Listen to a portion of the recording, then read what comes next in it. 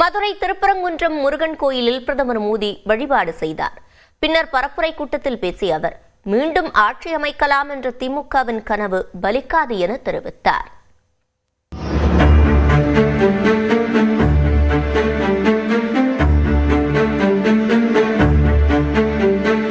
அரசு விழாவிலும் தேர்தல் பரப்புரையிலும் பங்கேற்க மதுரை வந்த பிரதமர் நரேந்திர மோடி திருப்பரங்குன்றம் முருகன் கோயிலில் வழிபாடு நடத்திய காட்சிதான் இது. மேல தாளங்கள் முழங்க கோயிலுக்குள் அழைத்துச் செல்லப்பட்ட பிரதமர் மோடிக்கு மாலை அணிவித்து பூரண கும்ப மரியாதை வழங்கப்பட்டது.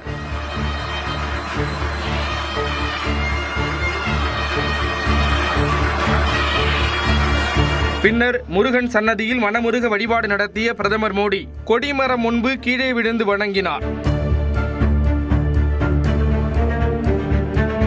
கோயில் நிர்வாகம் சார்பில் பிரதமருக்கு முருகன் படம் வழங்கப்பட்டது.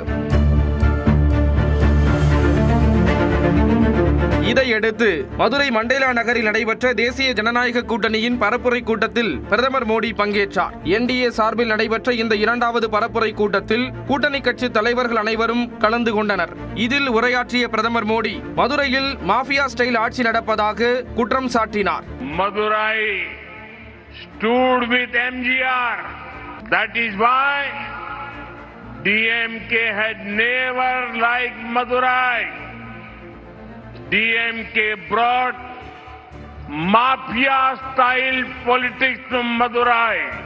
Even the DMK mayor of Madurai had to resign due to corruption. This is their model. Money for themselves. Problems for the people. தமிழ்நாட்டில் பெண்களுக்கு பாதுகாப்பு இல்லை என விமர்சித்த பிரதமர் ஜெயலலிதா ஆட்சியை புகழ்ந்தார். Today, the women of Tamil Nadu are in deep trouble. Crime is increasing. They remember how much better their lives used to be in Amma Jayalalitha's rule.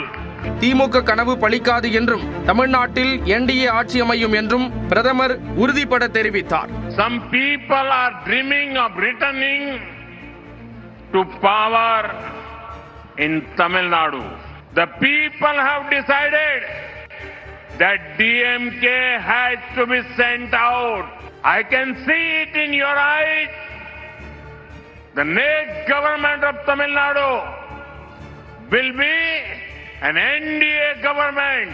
முன்னதாக பேசிய அதிமுக பொதுச் செயலாளர் எடப்பாடி பழனிசாமி அதிமுக ஆட்சி அமையும் என்றார். அண்மையில் முன்னாள் முதலமைச்சர் ஓ பன்னீர்செல்வம் திமுகவில் இணைந்த நிலையில் தென் மாவட்டங்களில் அதிமுக பலமாக இருப்பதாக குறிப்பிட்டார். நம்முடைய கூட்டணி நடைபெற்ற சட்டமன்ற பொதுத் தேர்தலில் சுமார் 210 இடங்களில் வென்று அதிமுக ஆட்சி அமைக்கும். நம்முடைய இருவரும் தலைவர்களுக்கு பக்கபலமாக இருக்கின்ற மக்கள் தென் மாவட்ட மக்கள்.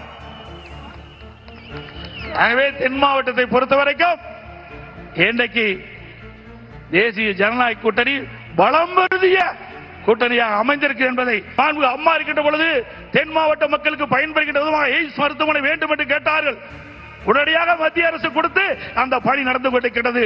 அதையும் முடக்க பார்த்த அரசாங்கம் தான் திராவிட முன்னேற்ற கழக அரசாங்கம்.